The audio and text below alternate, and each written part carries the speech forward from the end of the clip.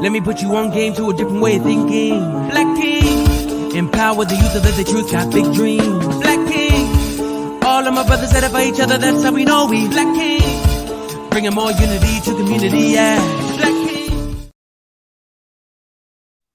Yes, you know what time it is. My royal family, welcome to the King's Hour. My name is Walter Watson, like always. I got my kings with me. Mook, talk to me. Yeah, we in here. That's right. JoJo? Yo, what's good? Nice. Look, I'm super excited because if you did not know, it is May. It is Mental Health Awareness Month. So it was only right for us to talk about mental health and the topic for today. Black men and their mental health. It's something that we don't talk about enough, but we're going to make sure we talk about that today because we have two special guests. Now, these ain't just regular people walking on the street. These are two doctors that are making sure that they're helping lives. So who better else than to talk to Dr. Smith and Dr. Baden? How are you guys doing? Talk to us. How's your guys' day going? Thank you for having us. This is great. We're so excited to be here and all of this beautiful energy and just getting the word out. Nice. Yes, I second that. It was a pleasure to be here. Thanks for the invitation. Now, they're really kind and sweet, but even starting with Dr. Baden now, she's a primary care physician with a passion to provide access, inclusion, and expanding cognition when it comes to the mental health and opening up your mind when it comes to mental health. That is the goal that she's passionate about and that she will make sure she does on a daily basis. And even Dr. Smith, he is a board certified physician associated with primary care, but mainly he deals with behavioral health. So it was only right for us to have him included as well to talk about what he has seen in the mental health area as well. And then he's going to probably talk about as well some of the different neurosciences that he's doing to broaden the mind and the technology that's out there to make sure that we are not keeping depression and things like that as a stigma, but as just a different way to treat. So again, we are excited to have both of you guys in the King's Hour. So with no further ado, like when it comes to mental health in Black men, what have you guys seen in your guys' own experience on a day-to-day basis? I think, first of all, I just want to say another thank you to all of you for letting a lady be on the podcast and to discuss That's this. right. I know it's probably not the one of the first people you think of to say, oh, what do you know about Black men's health? But I think our men present differently and not as classic as what we call or what we see in the DSM. The DSM is a standard medical criteria that helps people distinguish or helps clinicians distinguish different pathology, whether it's depression, PTSD, attention deficit, or what have you. But there's not a good definition for race-based trauma, for example. That's not even included in the DSM at this time. And when you look at different presentation for depression or attention deficit, our people may not present classically, so we're often misdiagnosed. And if we're misdiagnosed, then we're not offered the appropriate treatment. And so that's what Darren and I see a lot in a day-to-day practice, unfortunately. Interesting. That may be the first time I've heard of race-based drama when it comes to some of your patients, because I am a pharmaceutical rep, so I deal with a lot of bipolar patients and schizophrenic patients. And we're always talking about the DSM-5 criteria on how you diagnose these patients. But you're absolutely right. There's nothing on race at all. So help me understand how that could be different when you're dealing with different patients. Darren, you want to go for this one? Well, yeah, I mean, since you kind of wrote a book on it.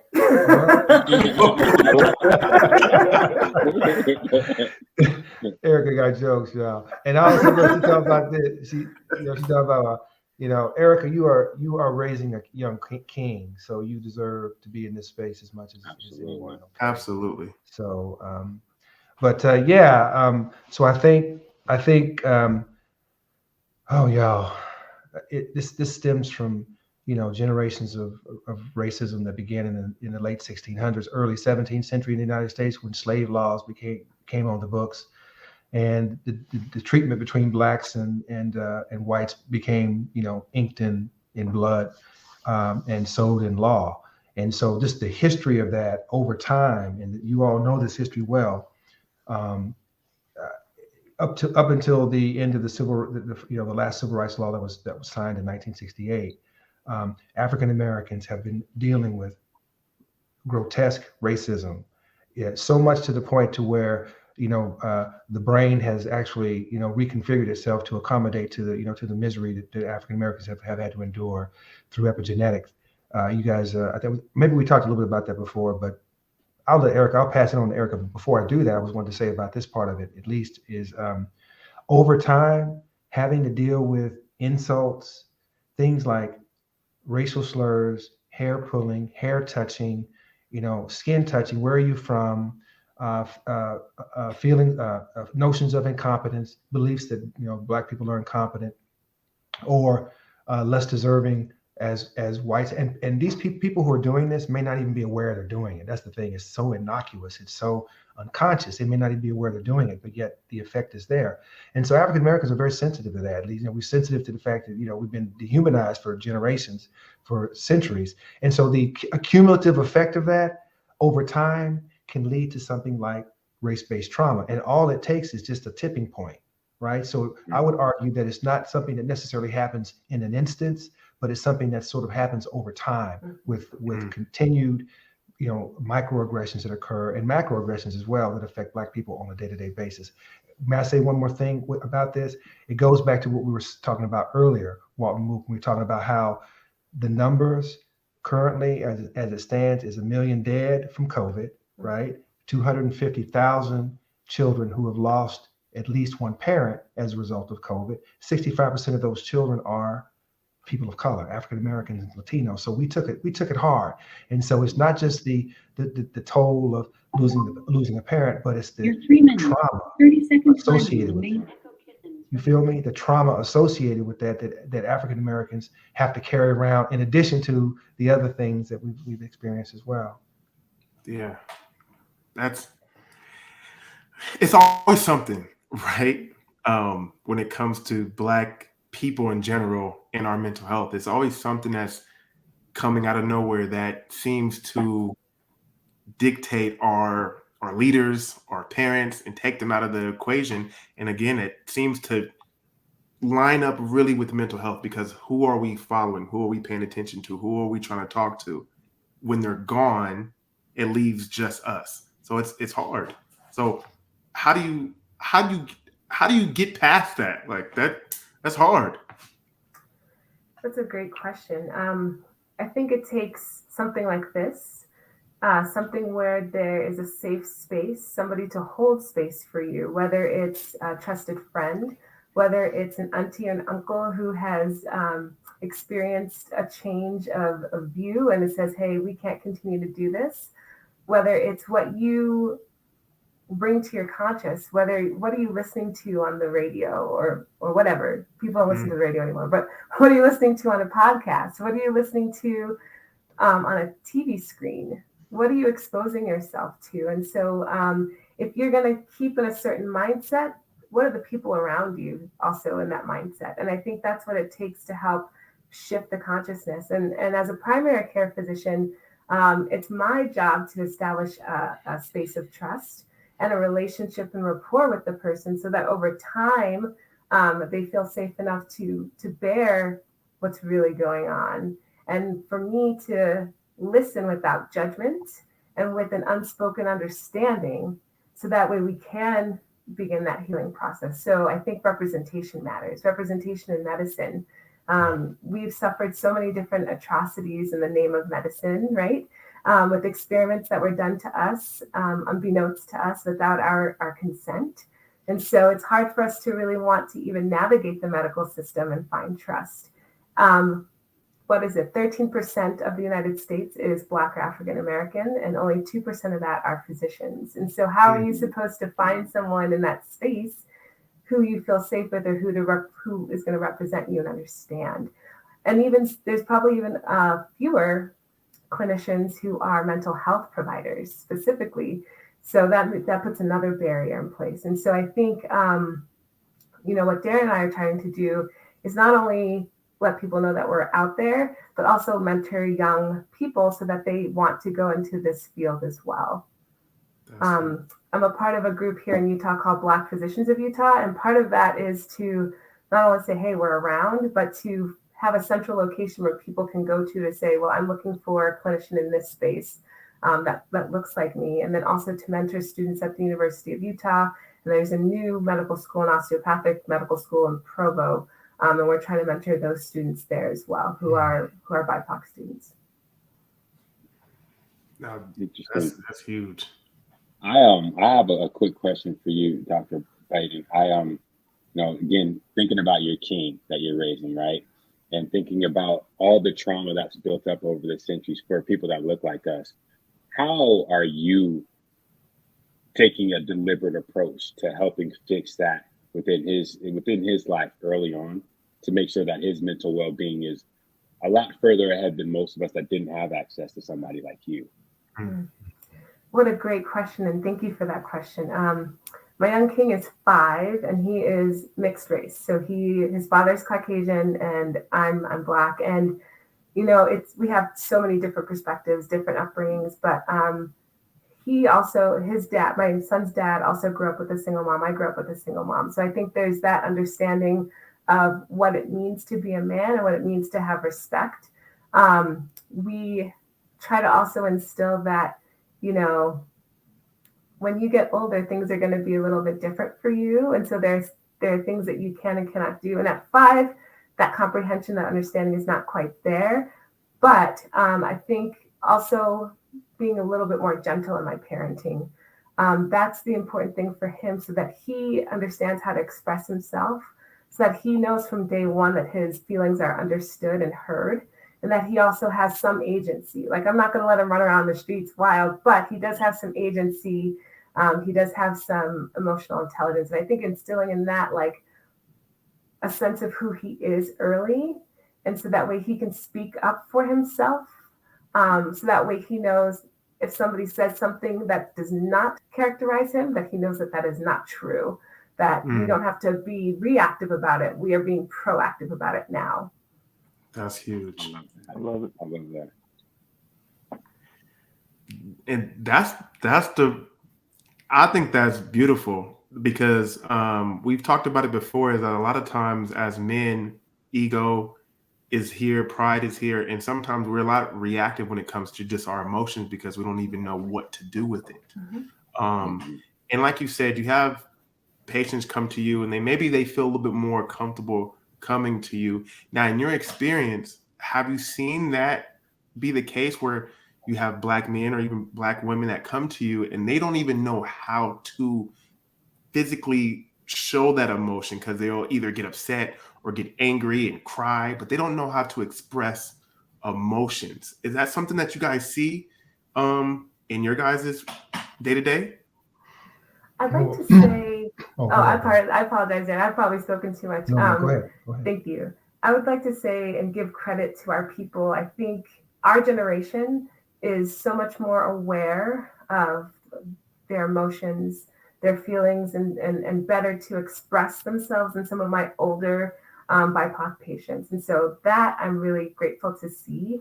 Nonetheless, it does still take some time. And I think maybe what they come in initially for is not really what they're coming in for. And so it takes some skill, it takes some experience to kind of peel back the layers to get to the real heart of the concern. So that's where I see it. And I'm so sorry, I'm on call. Can I just take this call and put on mute, and I'll be right back? I'm so sorry. Okay, do your thing. Absolutely. Make that money, girl. Make that money.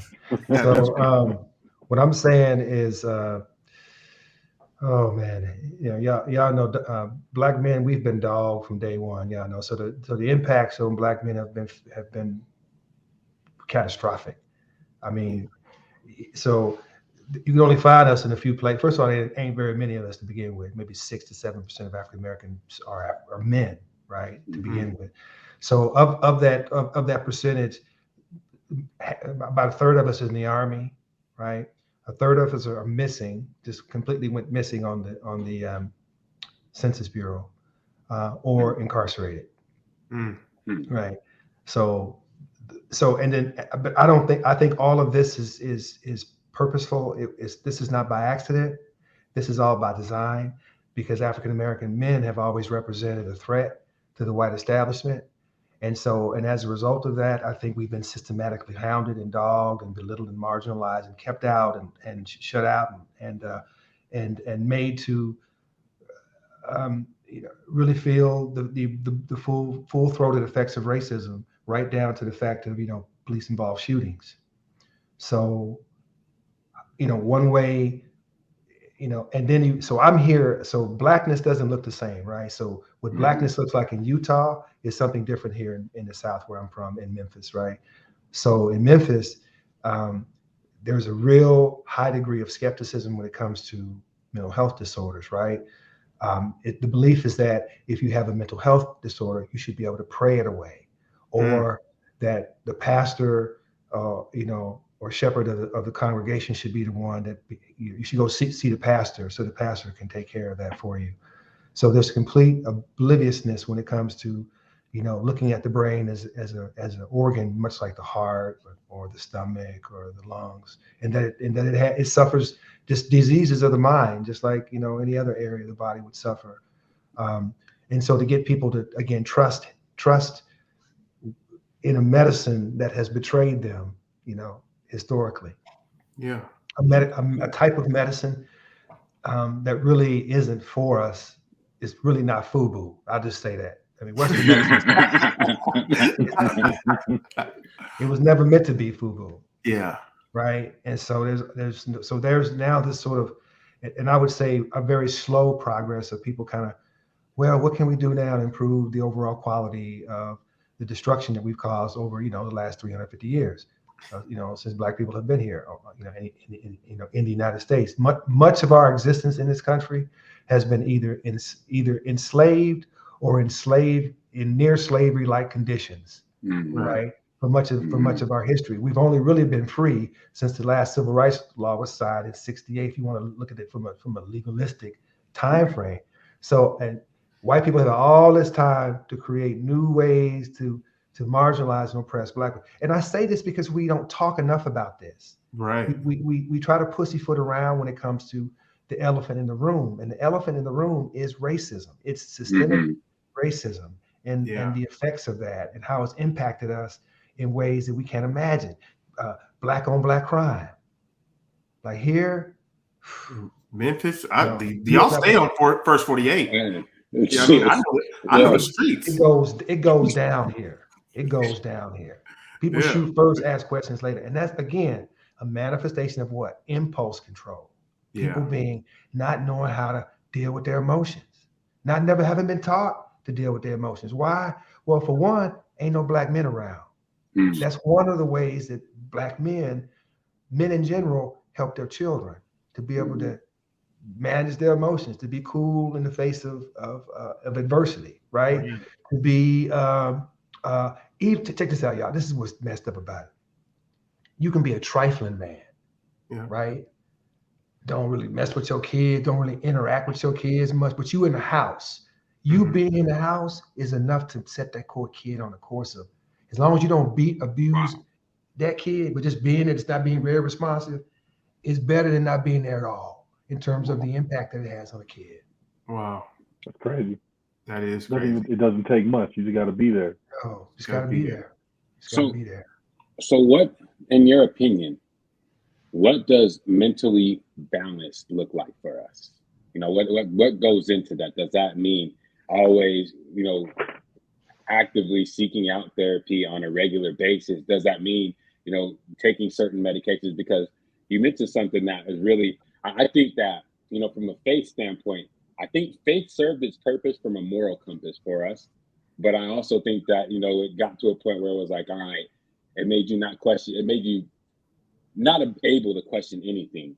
It's kind of hindered us a little bit. Yeah, that's it. Like you had to pray and that was it. The minute you stopped praying and believed in something, you were no longer religious. So like thinking about how you walk that line and you kind of introduce this space to people, what does that perfect mental balance look like to you? I would say FUBU with religion too. That's not us. That's not about us either. That's they stuff.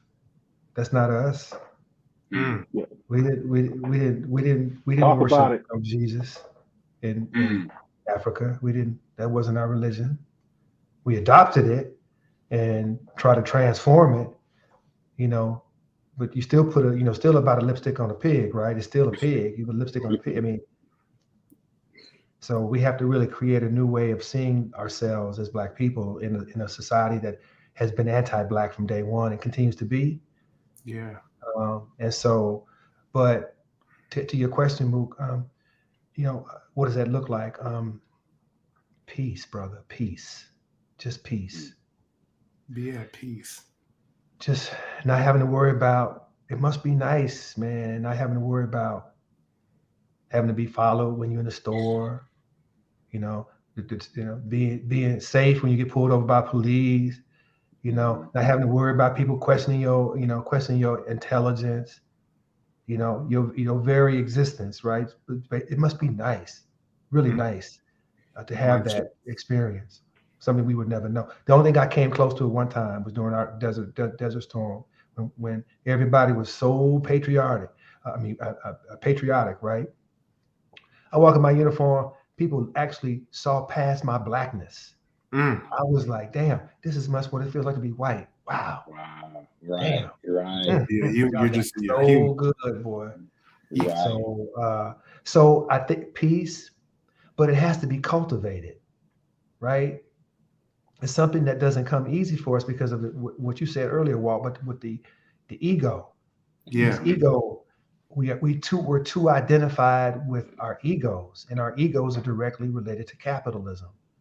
Ooh. And the impact that it has on the way in which corporations shape identities and the way in which we conform to it. Now, social media being one of the major engines for this. And the impact that's had on you. Have you guys heard about what's happening to young kids on social media? No, what's going on? Like, what they killing on themselves? Increase in depression, suicide, increase in suicidal thoughts. Yeah.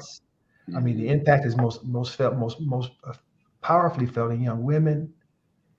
And so, if we're talking about young women broadly, but who's probably catching hell the most, with young women of color, because they don't have the means to even pretend to put enough makeup on or do whatever they got to do to enhance their image, right? So that they get, because what all humans want is to be loved, to be affirmed, to be told that we matter in the world, that we're something, that we are more than the sum of our parts. That's what we want, man. And we'll do anything to get it. You've said, when you talk about spiritual religion and it comes to mental health, I don't think that is talked about enough at all. Because I'm being completely honest, I haven't thought of it like that. I've always thought, obviously, if you have an issue, you pray on it, but you go get help as well. But if I'm really being honest, I think majority of us would just pray about it.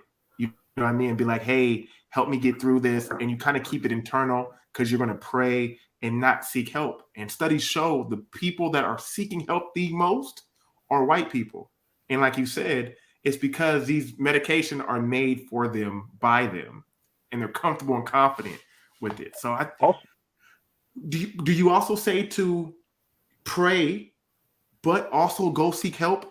You have to. You can't just leave it to the higher beings. I like that you. Go ahead, Erica. Go ahead. Okay. I was going to say just. No, what were you going to say? I was just going to say just any reasonable person who understands what you're saying, Walt, would say that. Yeah. Right. Would say I'm not knocking prayer, because there's been some really good, powerful work done in the prayer sphere. What I'm talking about is organized religion, right? And the interpretation of organized religion, people's own interpretation of religion, and how that interpretation is then thrusted upon congregations, right? And they conform or they don't conform, and the punishments and the anguish that goes with that, right? If you're not a member of a church family, and the ostracism that you face from your family members, and the community if you're not going to church and participating in church, especially the Black community here, especially down here. I see a lot of that down here because people always ask me, man, what church family you go to? What's your church home? I don't have no church home. So, Yeah, you're judged immediately. You are judged instantly. Why would I want to? Why do I want to be in that? I don't want to be involved in that.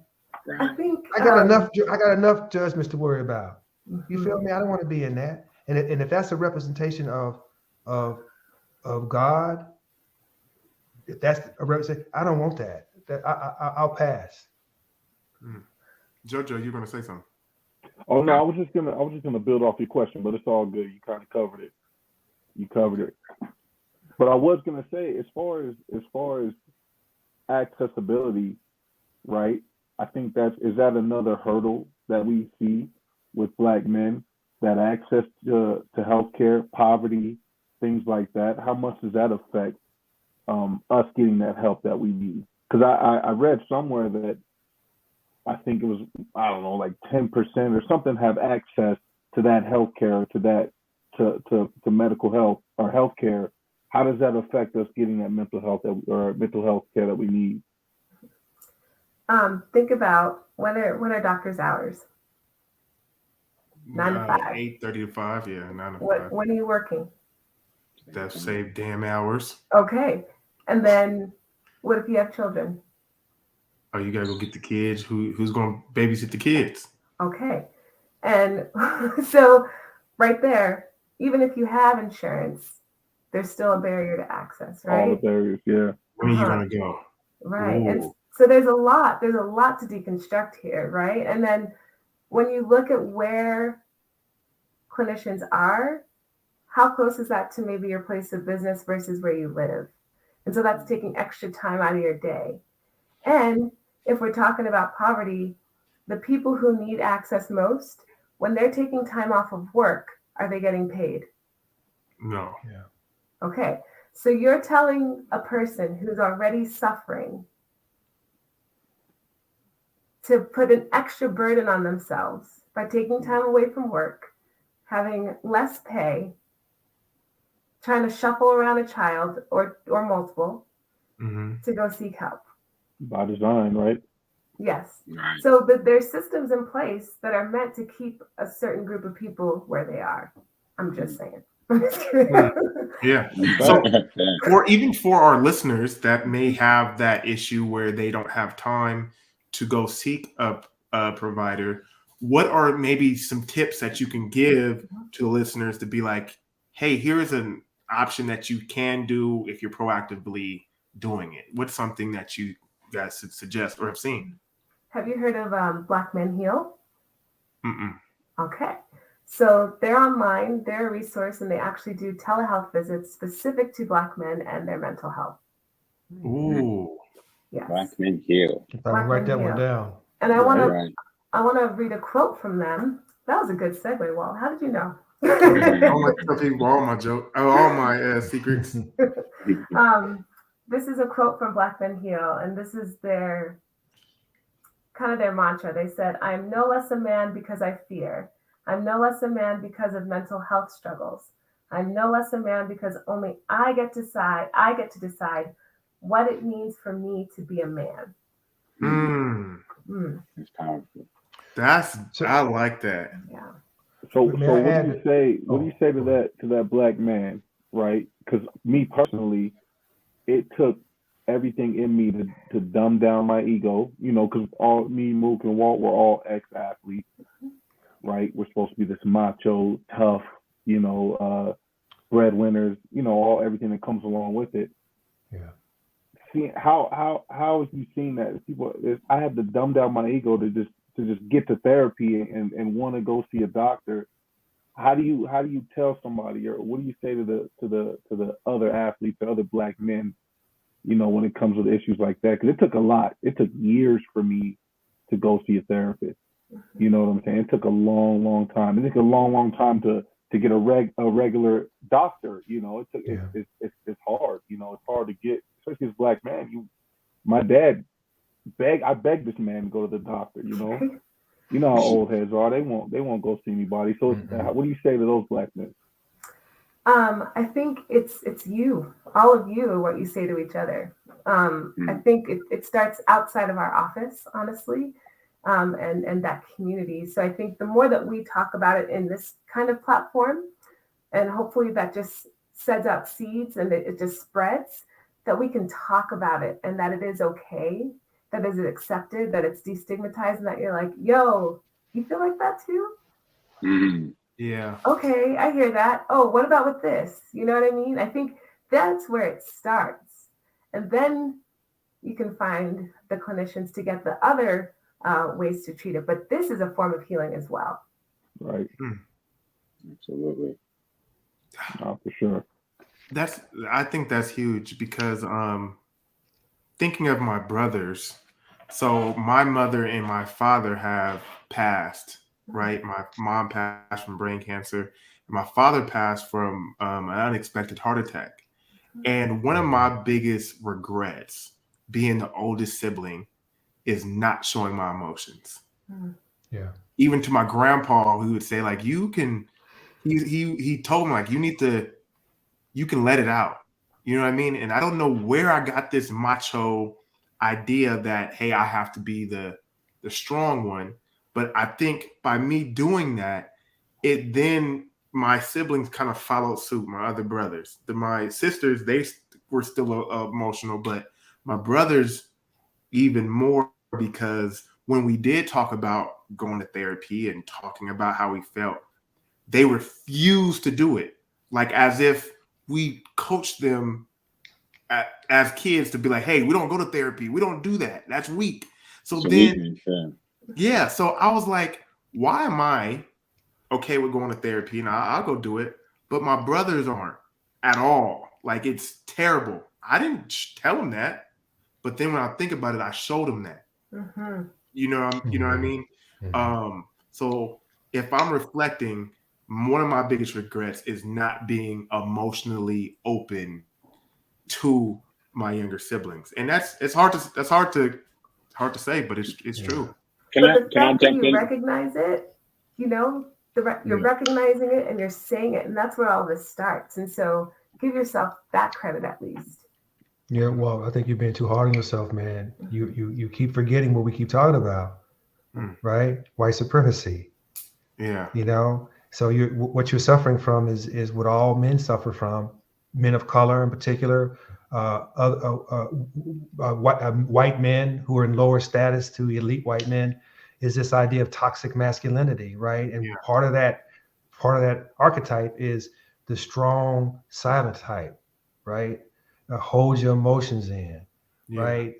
Don't let them see you sweat, right? That's all part of what we talked about earlier, John Henryism, right? Stuffing your emotions, right? Or not knowing how to, or not having emotional intelligence because you never had anybody to teach you emotional intelligence, right? And so, and people are, of course, very impulsive when they don't have the emotional intelligence. So I would say, I would reframe what you said earlier, Walt, in the gentlest form is don't be so hard on yourself. Recognize where you live. You live in the United States. We don't give that. Y'all need to wrap your head around the fact that we live in a racist society and the impact that that's had on us all, right?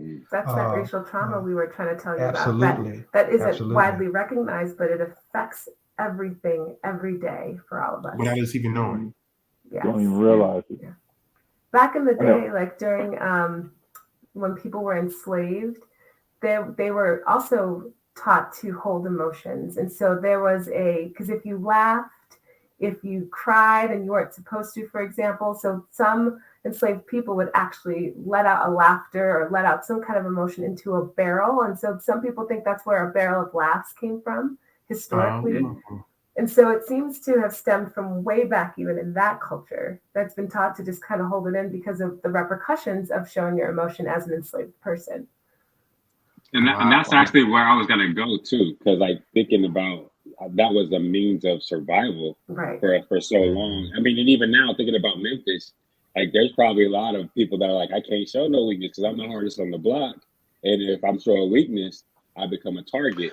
I mean, I think you're about to hit it. Go ahead. You're right, Mookie. But the difference is, remember, the differences between what that means for young Black men in urban America is different from what that means in middle class Black America and white America and beyond, right? Folks who have education, the way that they look at masculinity, right? For them, expressions of masculinity involve a trophy wife, a house, a car, all of that stuff. A dog named Boo, a white picket fence, a Chevrolet, an apple pie, and all that stuff, right? So, and Black men in urban settings who are not able to achieve that, right, no fault of their own, they express masculinity differently. For them, all I have is my reputation. Right. All I have is my self-respect. If you step on my self-respect, which is something very asinine, as y'all know, and something very superficial, but for these folks, it's everything, right? It's not being soft. It's not being perceived as being soft, right? For one, or you set yourself up for being bullied, or these other things that we do as Black men because we can't express masculinity in its much toxic forms that white elite men have created these archetypes that nobody can live up to, not even them, right? And so we always compare ourselves to that archetype. And I keep saying FUBU. Quit thinking like them. You got to think like us, right? And put us in the narrative, us in the center of that narrative. And I'm not saying that I hate white folk and all that kind of stuff. I'm just saying that how society was created, it was created in an anti-Black fashion. Black people were not a part of that narrative. Neither were poor white people, neither were women of all stripes. We're not a part of that narrative. So what we have today as the United States and all of its glory, in part has been created by elite white men who have power and means to control the narrative. That's great. Yeah, that makes complete sense. I want us to circle back to the spirituality question, because I think it is important to have mental health, that you do need to have some semblance of spirituality, but it doesn't mean the same thing to everyone. We all can have whatever that means to you, whether it's religion, whether it's meditation, whether you say prayer. It's having a connection to something outside of yourself, something that's higher, something that gives you some kind of hope and peace. I think that is important. So I think spirituality and mental health go hand in hand, but how you define it should be up to you. I think where it comes, where the detriment is in organized religion is where you are made to fear and you're made to have shame in order to fall in line. And I think that's another form of oppression, in all honesty. And I think as we talk about different ways to handle our mental health, I think it allows people to deconstruct with their religious beliefs and find a different form of spirituality. And that's a whole other topic. Yeah, I was going to say. I like that. Yeah. I think we all, I think to your point, Dr. Baden, I think we're all spiritual beings. But again, Walt, I'm keep going back to what you said earlier at the very outset. The ego gets in the way and prevents us from seeing that the deeper meaning of that spirituality. And basically what I mean by that is how we are connected to the universe, right? And what that means for each of us in our own respective journeys. Wink, wink. Any rate. So how are y'all going about that? I mean, because you guys are serving that to people and serving them and taking them from where they're at and trying to propel them to that place. So what do you do to get them to that space? So traditionally, there are certain medications that we can prescribe to help people, especially when they're acutely suffering or sick with a mental health concern, or when we find that mental health concern is affecting their day-to-day. And these medications, they've been around for decades and they have been helpful for people. I'm not going to lie. I do value the ability to prescribe what are called SSRI medications, or selective serotonin reuptake inhibitors, antidepressants more classically known. But we as an allopathic society have not gotten past the next step. Yes, we have a person that is on this medication, and what these medications do, in all honesty, I think is just numb. They just numb or palliate without really addressing or getting to the root cause of the issue or of the concern. It doesn't really serve a person to bring them out of where they are into a new space. And so that's what I think Dr. Smith and I are trying to help our people specifically have, because there are new studies out there, there are new trials, there are new ways of treatment that we've been excluded from. And so when you look at the data in these different environments, we are not represented. And that's the concern that I have, is that if these novel treatments are so great and promising with such significant remission rates, why aren't we included? Why isn't that being addressed in our group of people who continually are subject to being marginalized? And so if we don't take action and get into that space, or instead of just even making a seat at the table, having our own table, then we're going to stay stuck where we are. Go ahead, bro. I'm sorry. No, I'm just going to go off of you, and because you're saying that we need to have medication that is by us, for us, or at least for us. And even with me in my field, they have African American entered into the clinical data when it comes to supporting why a medication should be approved in the FDA approval list. But what we don't know is if it's really effective for the African American or not. They'll say maybe 100 people went in the trial, 60% of them, it was very effective. But we don't know, shoot, it could have been the whole 40% with African Americans that didn't do well. You know what I mean? Yeah. Can I tell you something really interesting? So back in the day, not back in the day, it wasn't that long ago, but we were taught as clinicians that Black people with hypertension or high blood pressure do better with a specific type of medication called calcium channel blockers, where at that time, the standard of care was something better like a diuretic medication or something called an ACE inhibitor or an ARB. Those medications, the ACE inhibitor and the ARBs, had better kidney protection, had better heart failure protection, and cardiovascular outcomes, but yet we were said to have responded better to a group called calcium channel blockers. Right. Now we see that that's not the case. We do well with the same medication everybody else does. Oops. And it is a fact, like African Americans, and when it comes to clinicians, you guys have to treat us different. You know what I mean? Like when it comes to blood pressure, when it comes to kidney function, JoJo can attest to that. But there is a difference. And I think that's the importance that I don't think most people realize is that when I go to the doctor, it's different formatting for me than when Susie Q goes to the doctor. You know what I mean? And that's not to say that's a fact. You know what I mean? So when it comes to mental health, I'm really interested in hearing more about the options that African Americans have or should at least know about, because there is truly a difference. So how can you speak on that a little bit to educate myself and the listeners? First of all, make sure that you have the appropriate diagnosis. But how do you, as a patient, how do you don't know that? That's the thing. You're absolutely right, but I think it's important for you to also be empowered by whoever you're seeing to say, well, what are some resources? Where can I read up on this? Absolutely. A little bit more, and if you say, hey, I don't feel comfortable with medication right now, I want to do some of my own searching to be empowered and respected enough to be like, okay, I see you, I hear you, that is fine. You're safe enough. I believe that would be an okay route. And then as we all start to talk to each other and see like, oh yeah, I feel that same way. And my physician or my clinician told me the same thing.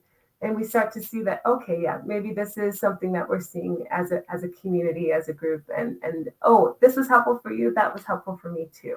Again, the more we talk about it, the more we are transparent about what's been going on for us, the more that we are able to empower ourselves when we're navigating the healthcare system. That makes So, complete sense. somebody said something earlier. I just want to follow up on, Erica, you had mentioned about, I think we're heading into the plant medicine realm at one point. Spirituality. Tomato.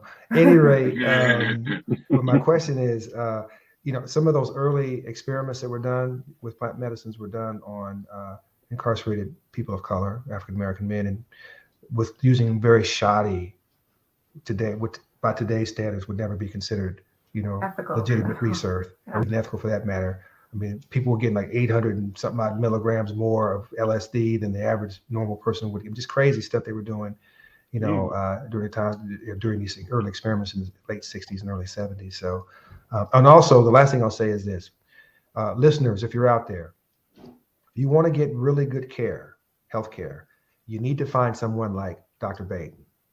Research suggests that women providers do a much better job at adhering to the standards of care than men. Again, toxic masculinity. So if you want to live, find yourself a highly competent, like my dear colleague, Dr. Baden, and go see a female provider. Sure enough, I'm telling you, it's been studied. So do yourself a favor. I'll pay you later, Darren. That's major. That's major. Can I fly in and set up visits with you, or what? I know, right? I need to figure this out. That's beautiful though. To know that there's studies that show that, and that women are really taking care of these kings. Our queens are taking care of these kings. Let's talk about it. A king can't be a king without the queen. Mm-hmm. So we appreciate your time, your effort, and helping us become better. So thank you again. I think it's our job to take care of each other. You know what I mean? Yeah. So we're a community. I think that's the bottom line with all this community connection. That's where we're going. That's how we get from point A to B. Not you. Yes. Now, going over really the medication again, because I understand there's dopamines and serotonins, and sometimes you can just exercise and I'll give you the serotonin that you need. How do you guys like to treat your depressed patients or your mentally disabled patients, or whatever the case may be? What's the first step other than talking to them and listening to them, like you said? What is the next step? What can people be aware of and be confident in? Because you say like you need to ask questions, and people don't even know where to start to ask questions or what to do. So how could you educate the listeners and ourselves on like what is the next step and what are different options that we have?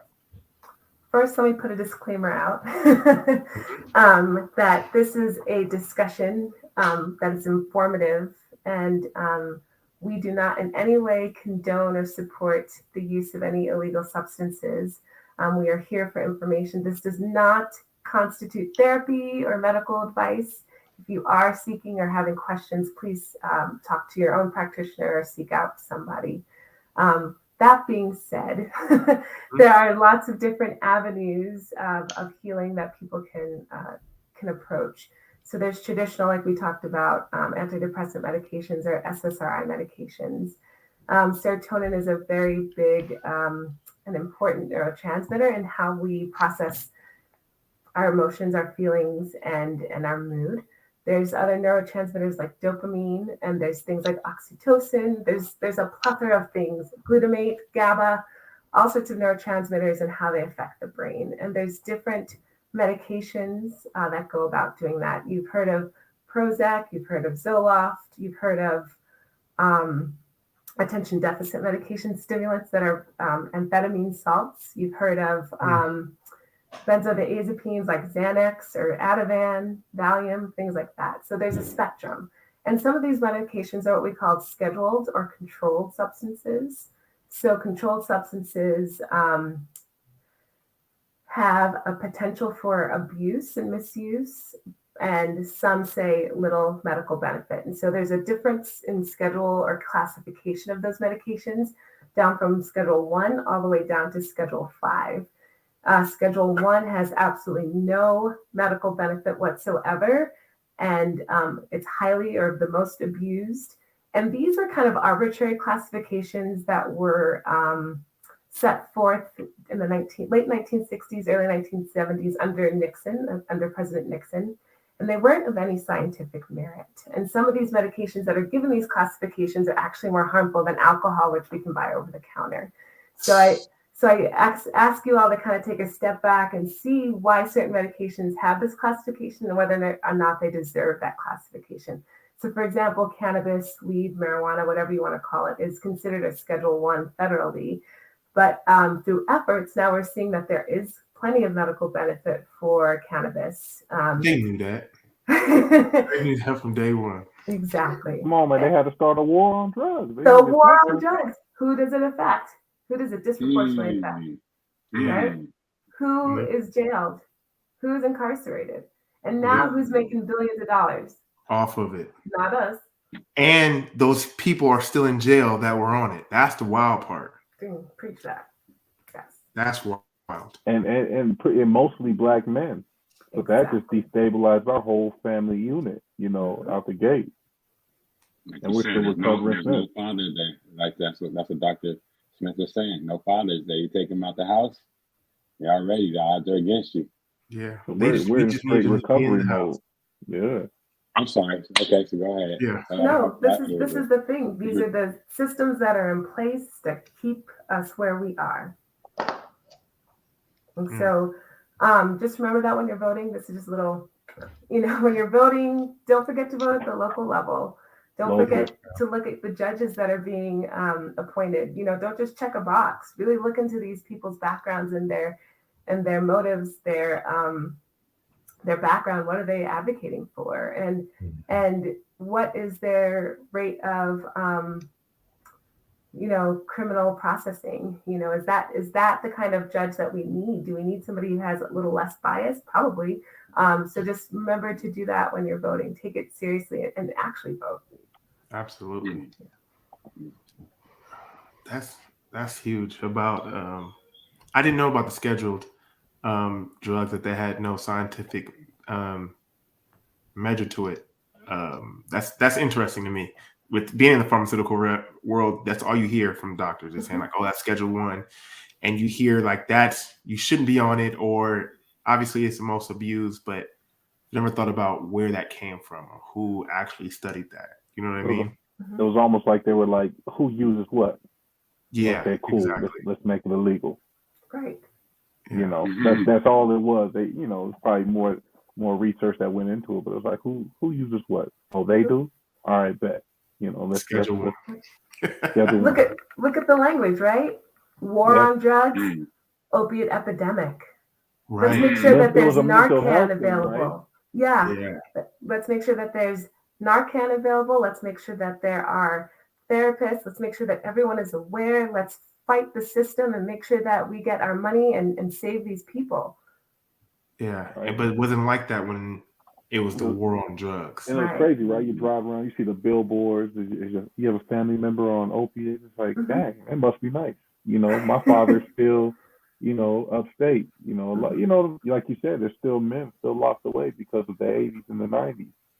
Right. And we're out, but they're getting therapy right now. That access. Yeah, that's heavy. Yeah. So I'm excited to dive into this more. Even for our listeners, understand that we have started a conversation that is far from over. We've talked about Black men and their mental health, where we've come from, where we're at, and the stigmas that come with it. Our goal with this podcast is obviously to keep it forefront so everyone is talking about it. Understand it's okay to say that you're not okay, and have someone that you can talk to. Fortunately, we as Kings, we have a group where we can be open and honest with each other and bring people on and have an open dialogue. And it's not easy to do. So we stress for our listeners, find one person that you can be comfortable with talking about how you feel and maybe what you're even going through. So even Dr. Baden, before we get out of here, what is something else that you would like to leave with the listeners when it comes to just Black men and their mental health? We got to talk about it. Yeah. You are all so important to our next generation and to this community. And I want to leave you with a couple of statistics that are pretty stark. 1 in 5 Black people or 20%, we're more likely to develop a mental health concern than a person who's white. Okay, we are 20% more likely. And then 1 in 25 of us, okay? It's the third leading cause of death in Black men 15 to 24 years of age is actually suicide. Wow. We don't talk about that, right? Yeah. I didn't even know that. Exactly. I didn't know that. And so we need to talk about it. We and our Black men have the shortest life expectancy of any males in the United States for lots of different reasons, and mental health is part of that. So that's what I want to leave you. Like, this is serious. Jesus. You can't have your physical health without your mental health. So we need to start talking about it, and we need to start holding space. Yeah. Wow. I did not know that. And that's a way that you want to close, because the next time we see you, we will then be talking about different options that people have to, once you know that you have an issue or you have a problem, what is the next step after that? And how do you prolong the efficacy that you need to stay resilient in this battle with any type of mental health someone is going through? So again, this is just the beginning, but Dr. Baden, we appreciate you coming on board and leaving so many jewels. And we're excited for the next episode to open and listen to what you have to say, because you continue to enlighten us and our listeners as well. And also for the listeners, make sure that you like, you comment, you follow. Dr. Baden, how can people get in contact or reach out to you? I am a physician at Granger Medical in Salt Lake City, Utah. I am on Instagram. It's just eBaden, EBAIDEN. Most definitely. We'll tag that into the link as well. So just in case you want to reach out, learn something, she's always available. But most importantly, be kings today and every day. Peace. Black King, Black King.